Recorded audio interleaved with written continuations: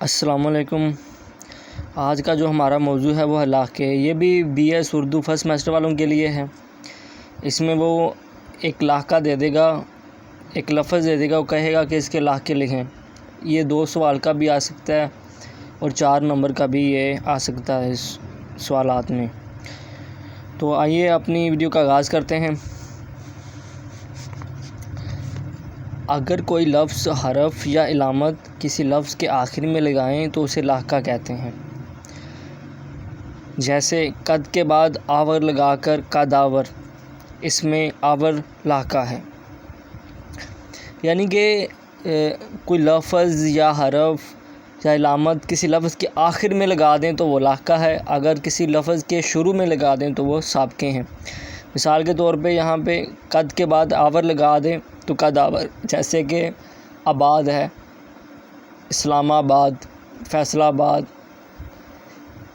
اس طرح کے جو الفاظ ہوں گے وہ لاحقے ہوں گے۔ آئیے اس کی کچھ مثالیں دیکھ لیتے ہیں۔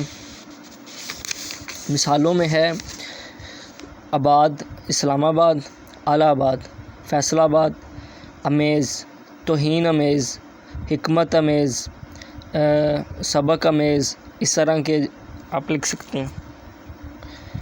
افزا، روح افزا، صحت افزا، بان، باغبان، دربان، پسند، اسلام پسند، حق پسند، امن پسند۔ خانہ، دولت خانہ، غریب خانہ، فروش، کتب فروش، گل فروش، گل فروش یعنی پھول بیچنے والا۔ رخ، قبلہ رخ، گل رخ، یعنی کہ جو پھول جیسی جس کی شکل ہو۔ فام، سفید فام، سیاہ فام۔ تو یہ اس کی کچھ مثالیں تھیں لاحقے کی۔ ہم نے اس کی تعریف کی، اس کی مثالیں کی، اور اسی پیٹرن سے آپ پیپر اٹیمپٹ کریں گے۔ اگر لاحقے اس کی ڈیفینیشن آ جاتی ہے، آپ 2-3 مثالیں بھی اس کی دیں گے۔ بیسیکلی وہ آپ سے ان میں سے الفاظ میں سے یہ بہت زیادہ تعداد میں میں نے چند ایک لکھے ہیں، تو آپ کو دے دے گا کوئی بھی اور کہے گا کہ اس کے لاحقے لکھیں۔ خانہ دے دے گا، کہے گا اس کے لاحقے لکھیں، تو آپ پھر لکھو گے۔ دولت خانہ، غریب خانہ، اس وقت جتنے بھی آپ کے ذہن میں آ رہے ہوں گے آپ لکھیں گے۔